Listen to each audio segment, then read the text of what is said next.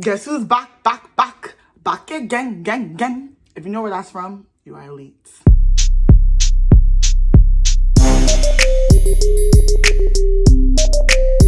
Hey guys, welcome back to my channel. I know I have not posted in a minute. If you are one of my TikTok followers who bullied me into doing this, congratulations, you won. Today, I'm going to be discussing the down and dirty, the nitty gritty about what they leave out in these little college videos. Some of these apply to Ivy Leagues, but some of these also just apply to college in general if you go to a PWI. So stay tuned. Cornell, if you're watching this, babes, baby, click away. Don't come and upset yourself now.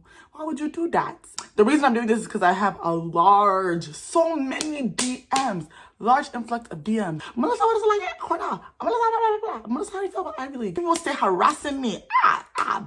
Jehovah. So I'm making this video once and for all. Okay? Capiche? You hear me?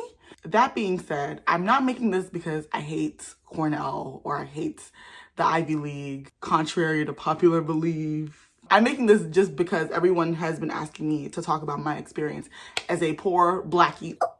This is not about like stats. I got this on the SAT, this cousin out. All that stuff is boring. I don't care. You can go watch those videos if you want. Come back to this video and come and listen well to what I have to say. This list is not exhaustive. I cannot tell you every single issue in college in general or like at the Ivy League in general. I'm just doing this to tell y'all. Because y'all ask, please don't come and sue me. I beg. Don't. Please. You already rob me every day in financial aid. Oop, who said that? So here are 5 things I learned attending an Ivy League. Number 5. We're going to count down. Not everyone is smart. Some people are just rich. Run it back. Listen to that again. In fact, sometimes I think I go to school with some stupid idiots. Just the things I see happen. A lot of people lack very severe critical thinking skills. So a lot of people who come to these institutions come from specialized schools, like who train them to get into Ivy Leagues. Like they're basically bred to get into the Ivy League. I did not come from a school like that. I came from a regular public high school, you know, where I would wake up and people were fighting at 7 in the morning. So I had no expectations coming in. This is my very unfiltered, raw opinion. Going to these institutions, I realized that some people are just not smart. They just have money. So I'm pre-med. A lot of people always feel bad because they're not doing as well as certain people because Cornell also grades us on a curve. So like you're always being compared to your peers or whatever. So it's very competitive. And people feel like they lack the knowledge to succeed. No, that's not it. You just are not rich. I'm sorry to say you are just poor. It's like if you have a specific fashion sense and you can't afford it, that don't mean you don't got drip. You just poor. A lot of people become exposed to these things very early on in life. You know, if you're taking orgo as a toddler, and I haven't taken orgo, this is my first time seeing orgo at Cornell, of course I'm gonna struggle. Of course. So I'm sorry to say, some people are just rich. They just had the monies. They went to private institutions with $100,000 a year, even more than Cornell's cost of attendance is $80,000 a year now. And they had it like that. Sometimes you just don't have the resources. If you are poor, what are you going to do? You know? But don't worry. Every rich person eventually meets their maker. They eventually do. Eventually. I have yet to see it, but eventually. Number 4. Not all skin folk are kinfolk. Oh my God. So you know the word whitewash. I call it white possessed. There's just some people you meet and you're like, no, you have to be a 40-year-old white woman trapped in this body. How can you think like this? It's very scary because Cornell has a very small, diverse population. The black community is very small and tight-knit. Chances are you know another black person. Like if you go to the events with black people, you've seen, like people will recognize your face, right? If you're not recognizable, it's a little sus. It's a little sus. But what's even worse is if you just do not surround yourself around black people at all. Not that that's necessarily a bad thing, because some people do grow up in white environments, so I understand that. It's just when it's time to speak up for your community, y'all just sitting there. Y'all just, hey, not to be shady. It's always the Republicans. I have nothing against Republicans. Yes, I do. But The white Republicans, you expect nothing more. When a person of color is a Republican, not saying this is a guaranteed, like, it's just, some people are just rich. Like I said, I came from a high school with majority Black and brown people. We had like pretty normal income, middle class. A lot of people were low income. I have been surrounded with people in my tax bracket. Some people are just not in your tax bracket. When people move tax brackets, suddenly they start to lose, their neurons start to unravel. They start to unwire a little bit, and the coon ship, like Dr. Umar said, gets activated. So that's also why sometimes it's just like, are you really Black? Are you sure? I can't speak for other races. This is just me regarding the Black community. So ain't no tea, ain't no shade though. I'm just saying, like, I always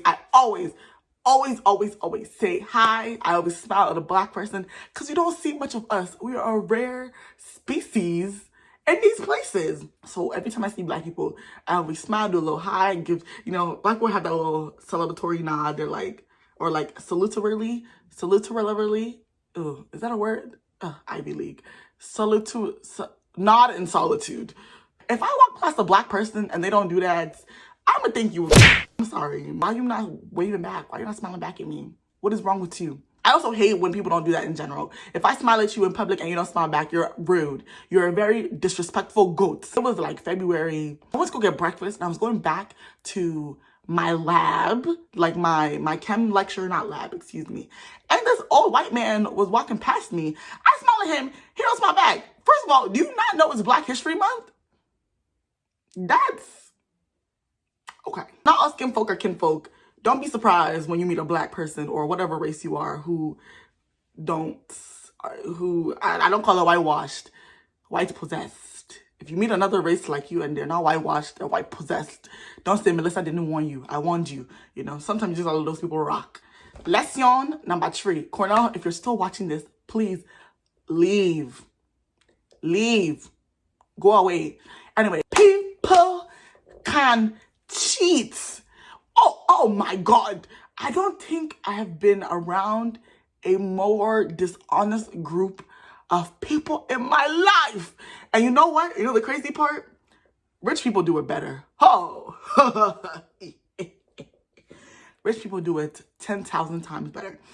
People hire private tutors who do their exams and homeworks for them. I'm like, there's no way. There's no way. There's no way. There are so many instances of cheating that like has been exposed or like blown up. And then we're like, how did you think you would get away with this? What kind of privilege did you think you had in this society to come and do something like this?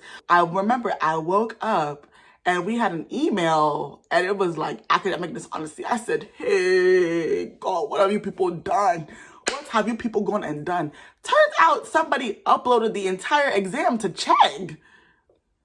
I think it got handled, whatever. The second example of crazy cheating I've seen. So, why am I walking? One of my friends comes up to me. She's upset. I'm like, what's wrong with you? She was like, Melissa, this exam, no, we need to revoke the final. And I was like, revoke the final? Why? And then she was like, people were cheating. She was like, I was in a balcony. And I was like, you was in a balcony, and what happened in the balcony? She was like, there was no TAs in the balcony, so people had their phones out. I said, Jehovah.